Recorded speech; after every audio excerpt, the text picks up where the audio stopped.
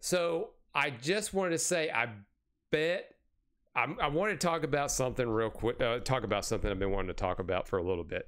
So I am, and I'll refer to the chat whenever I got to refer to the chat. And this is King. This is something different. I used to be a huge Star Wars fan. When I was a kid, that's what I grew up on. I grew up on the original trilogy. Any chance that I could see those movies, I would take every opportunity to see them. I mean, anytime that I could go to the theater for a re-release, anytime, especially when I was a kid, it was a special event anytime Star Wars was being played on TV. I mean, because it never played on TV. It was a huge deal. It was a huge deal when it was on home video. Like, it just next... I mean, it was years. Lucas was worse with the Star Wars movies than Disney was. I mean, he put those things back into the vault. And then there was the prequels, which the prequels, it took a lot to grow on people, but considering what we had after the prequels with the Disney Star Wars sequel trilogy, people have been really appreciative of the prequel sequel. Plus, that age group has gotten to the point now to where it's very nostalgic. Do I think the sequel trilogy is going to have that same kind of nostalgia? Probably not, because the way Disney's doing things now, it's killing it. Star Wars is dead to me. It's dead to a lot of people. It is a dead franchise. That thing has been beaten to the ground so badly that there's no way they can recover it, only if they do one thing. Stop and just stop. Put it in the vault for a while. Go in and course correct. There's the only way that they're going to get it, because absence makes the heart grow fonder. But right now, with all the that's to be fair. That's be fair to what it is, to all the woke crap they put into these Star Wars movies and all the feminist stuff. It just makes it kind of hard to watch. And plus the story, and because of that, the stories are bad, the characters are bad, it's all bad. Rey is not a character that people can get behind, because she was overpowered from the moment that she was in The Force Awakens all the way to the end of was it Rise of Skywalker, which, by the way, she's a Palpatine. She took the Skywalker name. At the end of everything, the Palpatines won. The Palpatines wiped out the Skywalker clan. Mission accomplished. But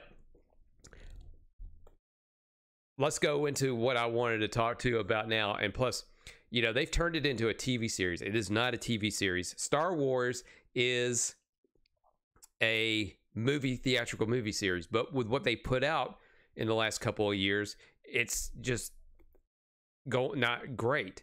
And they've announced projects after projects after projects and canceled every one of them. But they did announce the movie that will save Star Wars, the Rey movie. And that kind of goes into what I wanted to talk about here. There has been a lot of things going on. Everybody is talking about the new director of the Rey movie. I would be surprised as hell if this movie actually gets off of the ground. And I see King in the chat. Ahsoka was hot. Yeah, well. And it's a Harry Potter clone. If you're talking about the Disney sequel trilogy, King, they pretty much remade the very first Star Wars with Force Awakens. But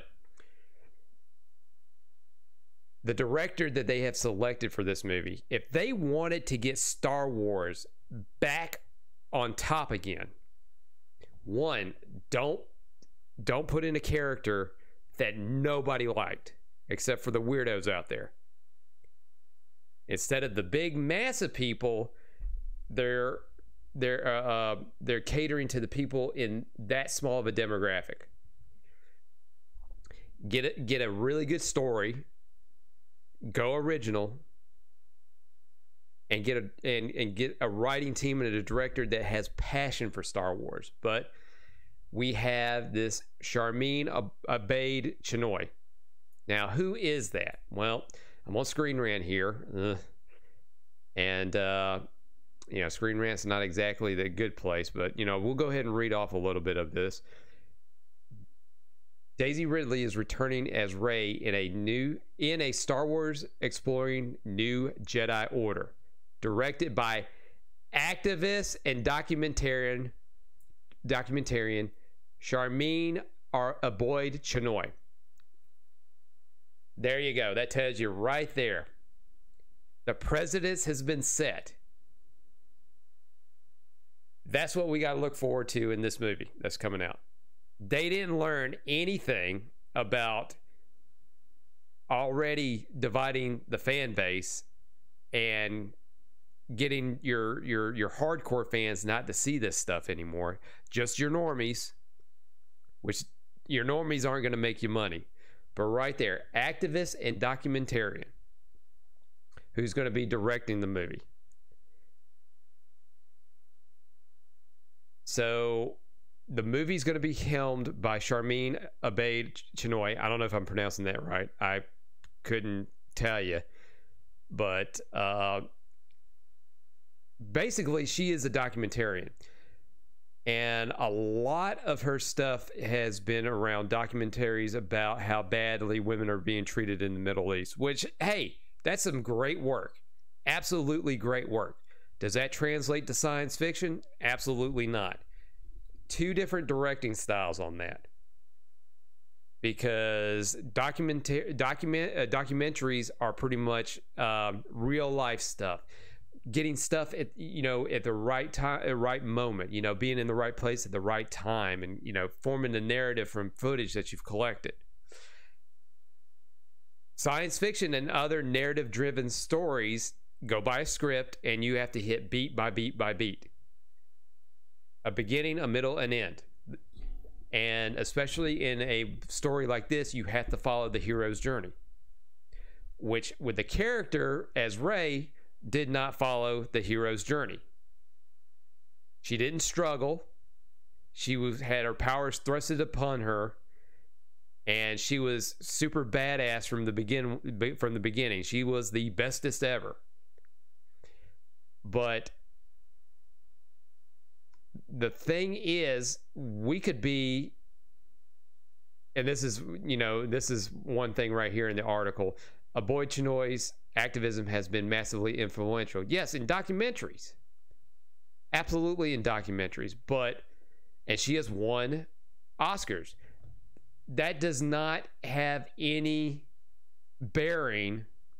That does not have any bearing into sci-fi. Those are completely separate documentary, separate types of movies. Different genres. There you go. Now, she has worked on some Marvel stuff. This right here. Now, we can pull up her IMDb, and this will give you an idea of what she has worked on. All right. She's got some upcoming stuff. Jedi Order, Untitled Star Wars. There's two there. Whatever Reggae Girls is, which, I'm sure if we click that, if it's a documentary, it's a documentary. Everything on here other than this movie right here, Satara, Let Girls Dream, and Ms. Marvel, everything else is documentaries. So what you're saying, but you're saying, hey, Nash, well, she got her foot in the door with Ms. Marvel. Well, here's the thing about Ms. Marvel. With her she directed 2 episodes. Here's the thing about the Ms. Marvel episodes. Ms. Marvel suffered massive reshoots with Star Wars director Charmin Aboid Chinoy. It is learned that episodes of the Ms. Marvel Disney Plus series underwent massive reshoots that were directed by Charmin Aboid Chinoy, who is Kathleen Kennedy's choice to direct the new Star Wars movie. So the stuff was so bad they had to go back and do reshoots on it, which that's a theme at Marvel and at Lucasfilm right now when it comes to these movies. Massive reshoots, because either they didn't test well with a test audience, or the executives or somebody internally saw it and they didn't like it. So and that's why these budgets are so big with some of these movies, because they have to put in more money for reshoots on top of the marketing that they have to put in there. And when you see them bombing, is because they're not making back the money that they put into it. If a movie does $300,000, it has a budget of $300 million, it's got to do at least, I believe, and I could be wrong, correct me if I'm wrong, it could be $6 to $9 million.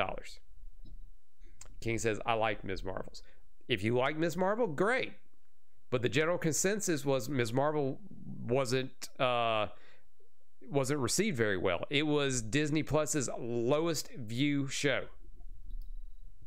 And the Marvels movie bombed, if that gives you any indication on that. But with the director, the only saving grace I could say with this director, with the fears that are going on right now with Charmin Abe-Chinoy, could be because of the track record with Marvel and Lucasfilm.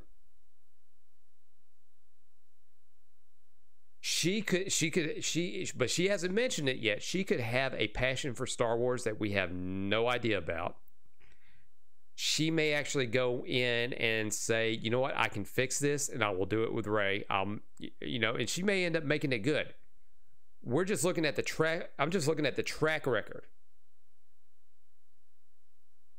The track record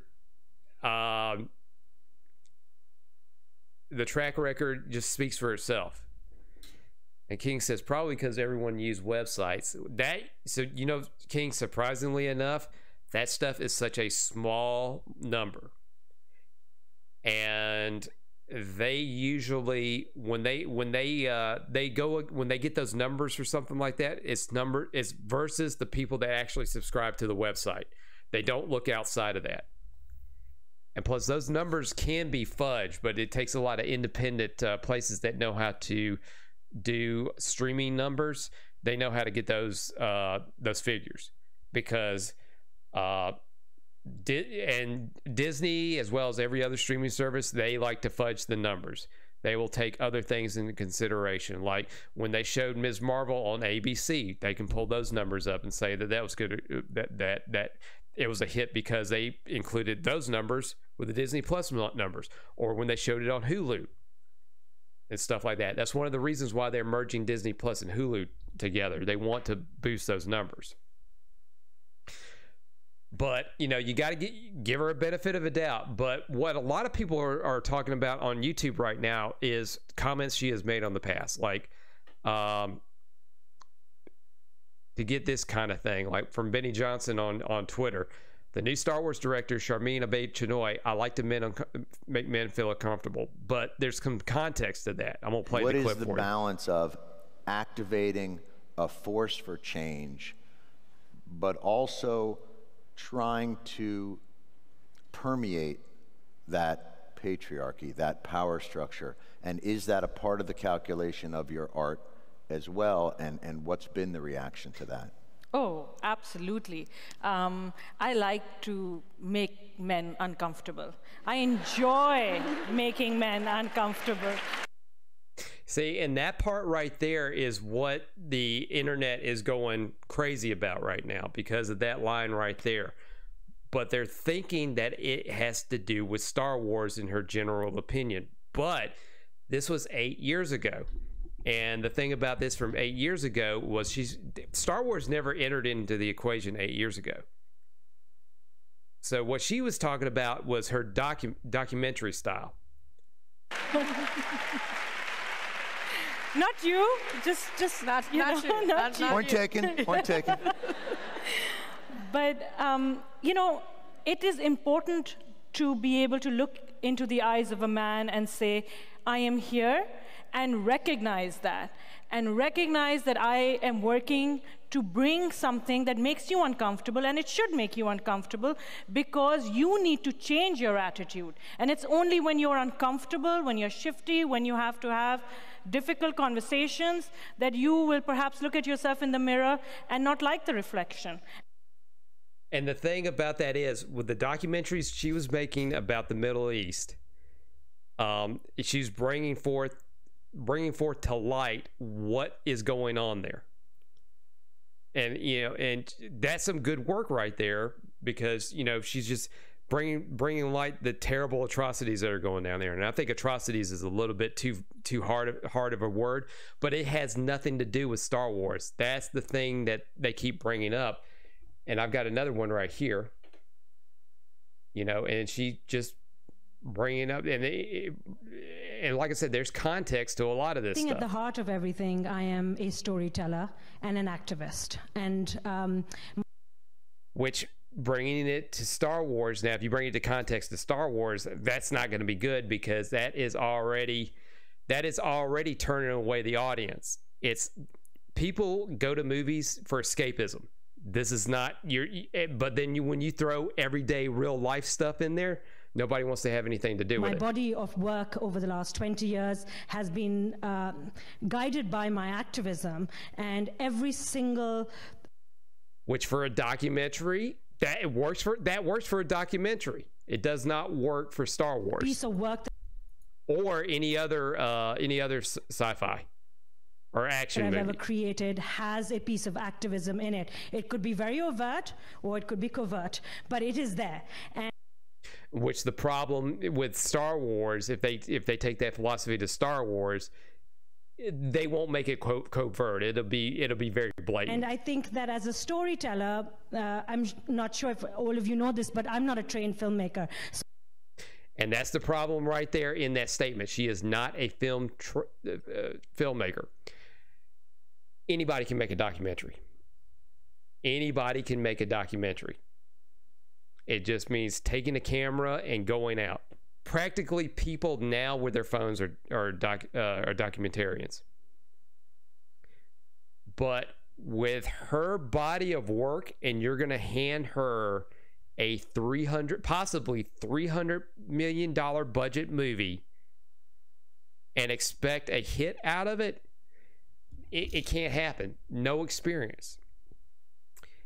And people are complaining about what, and all the shills are going up on Twitter right now. Why is it a big deal because a woman wants to direct a Star Wars movie? Why is it such a big deal? Well, nobody made a big deal when Patty Jenkins, the director of Wonder Woman, was going to make the Rogue Squadron movie, because she had a plan for Star Wars. Her father was a jet pilot, and she wanted to do a movie with dogfights, but she just couldn't find that right platform to do dogfight movies. She had a passion for that, and she loved Star Wars. She absolutely loved Star Wars. And of course, she found that platform with the Rogue Squadron, but of course, Kathleen Kennedy nixed the project. But regardless of it being good or whatever, good or bad, at least there would be somebody behind the camera that had passion for the project, and at least would give it their absolutely 100% to please the fans. And that's the problem right now, pleasing the fans. Let me see if there's any more. So I never went to film school. I went to Smith College and did my undergraduate and studied economics and political science like a good Pakistani girl. And you know what? Good on you. You got a good degree. And then I did my graduate studies, but also in international politics. And so I am an accidental filmmaker. Again, accidental filmmaker. You can go out with your camera phone right now, and you document. Everybody documents their lives all the time.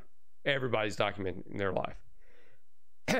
And then I'm gonna go to one more clip. Now, this is the one that's basically announced that she was that she was being the director of this movie. I don't know if this was the announcement or not, but here's a clip. She's also the first woman and the first person of color to direct a Star Wars film. It's set to be released in 2020. Hitting those check boxes right there. And that's all it is with this. They're hitting those check boxes. You can say that the force is strong with this one. Here's Charmaine. But that's the problem, is this force is not strong in general. You got to do a lot of butt kissing to get these people back into the theaters to even give this a chance. And that's the problem with Hollywood. They hate the general audience. They hate the people that are giving them money, because you know why? Because they don't understand the business aspect of it. You please your customers. All they see is they're getting money from somewhere. Well, you know, whether it's from the streaming services or you know, investment firms, or the money's coming somewhere. They're going to get their money no matter what. But when now that starts drying up, they're going to realize, oh crap, we fucked up. Tom Cruise is a great example of somebody who treats the fans very well.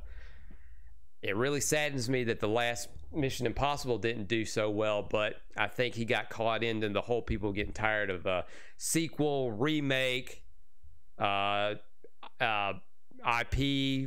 reboot, all that stuff. You know, I'm very thrilled about the project, because I think what we are about to create is something very special.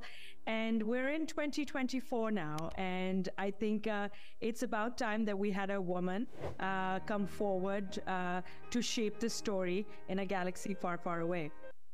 Okay, so, all right. So, okay, so it's about time that we had a woman shape Star Wars. What's been going on for 10 years?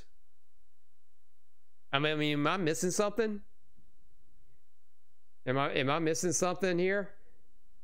You know, like that person right there, Kathleen Kennedy, you know, who famously said, make a living gay. Yeah. Allegedly, thanks to South Park. She's been around for 10 years. She's the one that's been shaping the Star Wars universe. What about the executives? There are women executives. There are women executives on the board. They've been shaping the story. You know, what about the actresses that, I mean, what about I forget her name, but George Lucas's ex-wife. She helped shape Star Wars. Carrie Fisher helped shape Star Wars. It's all buzz lines and I've got to be the first and all that stuff. It's all of that. And she is just checking boxes. This is their box checklist. And that's the problem with Disney. They don't learn from this crap. You got to get somebody experienced, whether it's male or female. You've got to get a writer that is experienced and has passion. You can't blame the fans for this. You can't blame the fans for anything. You take back the feedback. If it's negative, take the feedback. And then when you move forward, try not to make those same mistakes. She's also the first. But it's the fact that she is going to direct the movie, it's probably not going to happen. Directors at Disney they're not hired, they're cast. And I'll give you a perfect example. Sam Raimi, who directed Doctor Strange, whatever of mystery or madness or whatever, you can kind of tell that really wasn't a Sam Raimi movie. There were some beats here and there that had a Sam Raimi touch to it, but it was not a Sam Raimi movie. These directors, especially at Marvel, they are cast for whatever reasons. That they hit a checkbox, or they seem like they're a big enough director to where they can get enough credibility to float by and with a terrible script. It's Kevin Feige is the one that's actually directing the Marvel movies, and I would say probably the same thing for this Rey movie. Is actually going to be Kathleen Kennedy that's going to be directing this movie behind the scenes with all of her input. Charmin Abe-Chinoy is just there just for optics. I mean, I hate that to say it, but look at the history there. The history there says it all. The track record says it all. Star Wars is a dead franchise. This Rey movie is not going to fix it, especially if they go. They're going to have to kiss a lot of customer, and I'm going to say it's customer. They're going to have to kiss a lot of customer, hardcore fans' asses to get them back, get them to even attempt to give this a try. But fooled me once, fooled me twice. That's all I got to say. That is all I've got to say. All right. Well, I'm going to go, and I am going to end it on that note. So, this is just going to be a full on kind of just, we're going to put it up like it is up on YouTube. But, you know, I hope you kind of got what I was saying there, and I hope you kind of get the meaning of that. Do your research, check out other people on there that do way better job than I did, but I just wanted to kind of try this thing out and see how it would go. Don't forget to follow me on Kick, subscribe to me on YouTube, youtube.com/@NashThunderclap. Subscribe to me on Twitch. I'm on all the socials, Instagram, Facebook, and Twitter. So, and with that, we will see you next time.